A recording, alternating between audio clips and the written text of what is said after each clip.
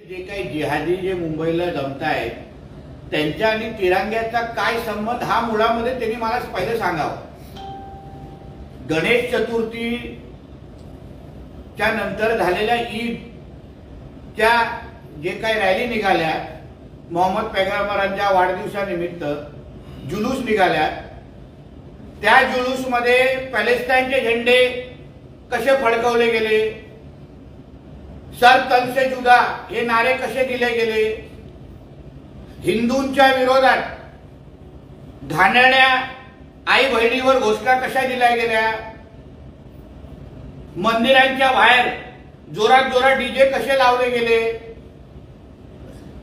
तुम्ही अगर संविधानाला मानत असाल तर या भारत देशामध्ये जिथे लोकसंख्या हिंदूंची जास्त आहे, 90% हिंदू इथे राहतात,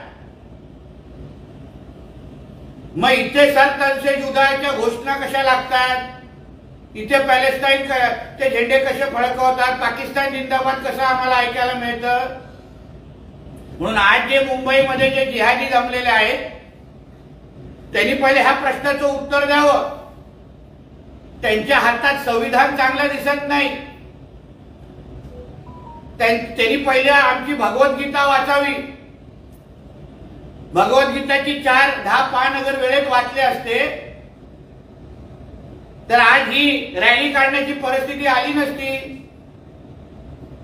आमचे परमपूज्य महंत रामगिरी महाराज असतील किंवा आमच्यासारखे जे हिंदुत्ववादी कार्यकर्ते आहेत, आम्ही हिंदूंची बाजू लावून धरतोय, कुठल्या अन्य धर्माला काय बोलत नाहीये। हिंदूंना तुम्ही अंगावर येत असाल तर आम्ही शिंगावर घेऊ, हा संदेश आम्हा लोकांना त्या निमित्ताने वारंवार आम्ही देतोय।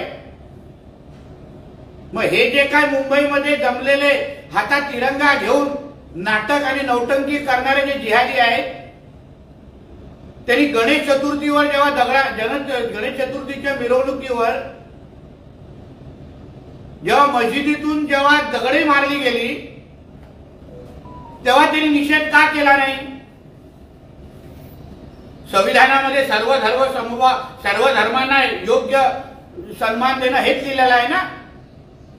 मग गणपतीच्या मिरवणुकीवर मारलेले दगड त्याचा तुम्ही निषेध करत नाही आणि तुम्ही आता संविधानाची कशी भाषा बोलता? म्हणून उगाच हिंदूंना डिवचणं, हिंदूंना घाबरवण्याचा प्रकार हे मुंबईतून जमून अगर होत असेल तर हिंदू पण मुंबईमध्ये जमू शकतात, हिंदू पण आपली ताकद दाखवू शकतात आणि हिंदू अगर त्या मुंबईमध्ये जमायचे अगर हिंदूंनी ठरवलं तर मुंबई पण लहान पडेल। एवढी मोठी ताकद हिंदू समाजाची एक लक्षात तरी ठेवावं। हा काय तुमचा अब्बाचा पाकिस्तान नाही आहे इथे येऊन काही बोलणं, काही घोषणा देणं। अकोला दौंड मध्ये पॅलेस्टाईनचे झेंडे, अकोल्यामध्ये अतिरेकींचे फोटो हे ईदच्या जुलूसमध्ये दाखवून त्यांचा जय जयकार केला गेला। अतिरेकींची, ज्यांनी आपल्या देशावर बॉम्ब हल्ले केले, अतिरेकी कारवाई केल्या, त्यांचे फोटो तुम्ही ईदच्या जुलूसमध्ये दाखवता आणि जय जयकार करतात, ह्याला तुम्ही संविधान मानणं बोलतात?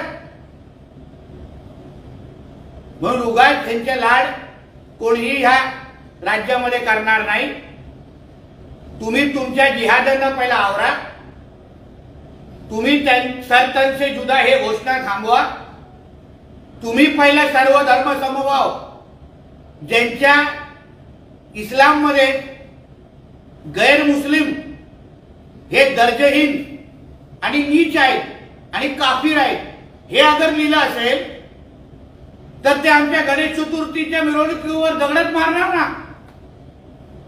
मग त्यांचा निषेध कोणी केला का? आम्ही हिंदूंनीच आमच्या देशामध्ये सणासुदी साजरी करायची नाहीये का?